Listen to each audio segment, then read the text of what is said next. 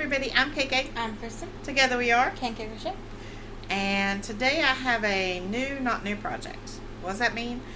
That means I have a project that you've seen me do before, kind of, with a new twist. And this is not my pattern. It's not anything that I have created. It's something I'm learning from Fiber Spider, actually. And I've done quite a few of his tutorials when it comes to blankets and that sort of thing. I like the way he teaches. I understand the way he teaches, and he goes at a pace that works for me. Of course, you know, always if you're watching a tutorial and it's not at the pace for you, I'm not saying his would or wouldn't be, I'm just saying, thinking about things I've heard other people say when they watch tutorials, you can speed it up or slow it down.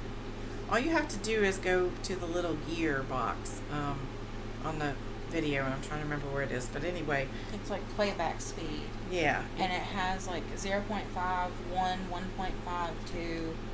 Let me show you where. Let me go to one of our videos and show you where, because I think that's important to know. I use it a lot, especially what she's looking for, I'll tell you. A lot of my college professors will have YouTube channels, and they will upload like videos of their lectures, and I have to speed them up or slow them down depending on how fast they talk or slow. Just depends. I noticed on our videos the last time, I'm talking mega fast, and I thought, why am I talking that fast? I don't know. But anyway, yeah. So, let me see if I can show you here. Probably not with it down that far. Let's try that. Okay. So here's our video. See this little thing right here? This little gear? If you tap there, yeah, it brings up this, and you go to the second one that says playback speed, and then you can pick down here at the bottom. It says 0.25, which is less, 1, which is regular, 1.25, which is faster, 1.5, which is 1.5 times faster, and 2.0, which is 2 times faster. So anytime you're watching a tutorial, you can always use that to slow up or speed it down. Speed it up or slow it down. You can also push the pause button. You can also turn on captions. Under that same gear, you can turn on captions, or sometimes they'll say subtitles, and it will give you what they're saying in words. And I've done that before if I'm trying to watch TV and do a project off my phone, but I don't want to hear that while I'm watching a television show. I'll just put, especially if it's something like amigurumi, where I probably know what the steps are, I just need the little tweaks to make that one what it is. I'll just have them pop it up on the screen. So anyway, that being said, I'm working on a project by Fiber Spider, and I will have to link it below because I can't remember exactly what he calls it, but it is a C2C, and don't turn that video off. It is a C2C. It is not a normal C2C. It is something I've had on my list for a while to do because I love mathematics and geometry, and I love when you can piece something together differently than you do before. And that's what this one is. This is called a C2C Join As You Go. And I did all of this in one day. I was so excited with the pattern, and then I put it down, and guess what? I haven't picked it back up. Mainly because I wanted to show you all this before I did any more. But then I kind of got out of the groove. But here's what it is. So, you can see, hold that. So, you start over here on Kristen's end with this block. This is a normal C2C block. And then he shows you how to attach down here in this corner and work this block. And so the same thing you do for each block all the way across. So this is worked one block at a time. You work this block all the way to the top. You come down here and join as you go and work this block all the way to the top, just like a normal C2C, but you do a block at a time. Yes, this is going to leave more ends, but look at what you're getting in the end. You're getting a beautiful C2C blanket with color blocking that you don't have to do by changing colors and going like this back and forth, because right here you would have to change colors, and then you have to come down and change colors again, and then go up And so you'd be changing, you still have lots of color changes. So once this way is worked as far as you want this way, which mine is 5 blocks out and 6 blocks tall, and they're supposed to be 9-inch blocks, then you come over here and he teaches you how to stack a block up here. And then you're going to repeat the side to side process.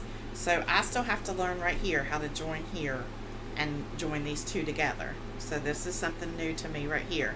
But I just think this is beautiful. If you think gingham or plaid, that kind of thing, and you want to make something like that, I just think it's so pretty. And I'm really looking forward to making this. I just chose some colors. These are all Premier yarns with the exception of black, which is Red Heart. But I have 3 Premier blue, one's turquoise, one's, I honestly don't know their names. It was 3 Premier blues that I had, and they're just slightly different. And then when I go up here, there'll be a color, this third color over here, this blue on the end, this turquoise, will go right here because the attached blocks will not be the same color. Then I'll have black, and then I'll pick one. It'll be this first blue that will go here because it doesn't match either one of these, and then it will be black again. So, yep, so there'll be 2 black on one row, 3 on the next, 2, 3. This reminds me of a quilt my mother used to make. And if you were alive in the 70s, your mother or you probably made one too. They would take just random fabrics and cut them apart and make quilts and sew them all together in different colors, a patchwork like quilt. And I remember my mom used lots of reds and blues and maybe some greens, and I can remember those quilts laying across our beds. So this reminded me of that, and that's why I wanted to do that. This is actually going to be a donation piece, one of the blankets that I promised that I would make, promised myself that I would make for a donation this year. So I'm working on it. We'll see how far I get between now and next week. But I only have to do 30 blocks, and I've done 6. So I'm a fifth of the way there. And that was just an afternoon working, just playing around with it and working. I really am enjoying this tutorial. It's an older tutorial. I want to say it might be 5 years old. I love it though. The way it works up, and it's quick and it's not beautiful. all the ends are being. You don't have to sew everything together. Right. So you don't have all them extra ends. Right. You don't have to sew squares together. You do have to put the ends in, but you're going to have ends on a C2C anyway. Even if you did this as a C2C, you're going to have all those ends anyway. Maybe not as many, but if I do like the color blocking where I go side to side, I still have tons of ends. So that's okay. But like I said, it'll be 30 squares total. I think it'll be beautiful. It's a quick way for me to get a donation piece to use up some yarn in a beautiful way that gives them something that they can sell and raise money for the kids. And I did promise to myself that I would do more blankets this year for donation. I've done one. I'm going to try and do this one, and we'll see what comes from there. I'm sure there'll be more. But I just love that this is a new way to do the C2C pattern. It looks exactly the same. It just is a way to put coloring in there in a different way. It reminds me of quilting. I just really like it. I'm enjoying the way it comes together. And it's nothing hard. You just have to do what he says and follow step by step. Excuse me. If you can do a C2C, you can do this. It's just a matter of knowing where to join and slip stitch to start this next one and how to sew it together. I've never done join as you go in granny squares and stuff like that, but this is making me think maybe I should try, because this was super easy to join as you go, and I always thought join as you go was hard. So think about it, go check it out. I'll try to remember to put his link in below, but if not, you can Google Fiber Spider C2C join as you go, and it'll pop right up. It popped up on mine probably about 6 or 7 months ago, and I told Kristen I wanted to try it, but I'd never gotten around to it with everything else I was doing. So, and I haven't secured my ends or anything. I've just left long ends to be able to tie those off later, and I'll do that at the end. I'm not worried about it, because it'll be like 60 ends, but that's okay. It's worth it. It'll be worth it in the long run. It'll be a beautiful blanket. So let me know if you've ever done a C2C join as you go before, and if not, go look it up and try it. He also has a really neat technique. I may have said this before, but I don't know. When you get to the point where you're decreasing, I think it is, and you have to go back up the block in order to get to the corner to start the next row. Mm-hmm. I always would slip stitch into that's what we've been taught, right? Slip stitch up. He chains 3 and then connects into that space, and it makes for a much smoother finish, and I really, really enjoy that. I don't think I've ever heard of that. I had started it on one blanket and then stopped, and when I picked this back up, I thought, why did you not finish like that? Because I had forgotten. But I really, really like the way you do that. It makes for a smoother join. It makes it look more polished. It's much easier than trying to slip stitch in those little tiny spaces, Mm-hmm. and it gives it a more cohesive look. So that's one thing I also took from this, is just some of the little, and there are lots of little tips and tricks that he gives to make your finish more smooth. And I really enjoy that in a pattern, when those tips and tricks are given that can transform from this pattern to many others.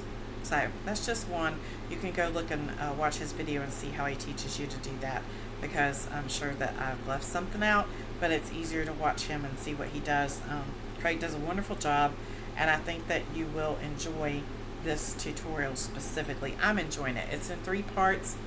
He teaches you how to do the first part, which is going and moving from right to left, and then he teaches you in the next video how to move up. And then in the third video, he teaches you how to join the 2 squares there are together when you have to join on both sides. So I'm looking forward to that part. I've got to go learn how to do that. So we'll talk to you soon. Let us know what you're doing down below. Let us know if you have a favorite fiber spider pattern. Whew, mercy. Say that 5 times fast. Or if you've made some of his projects before. And we hope you have a great day. And don't forget to be kind, because You don't know anyone else's journey. bye. Bye.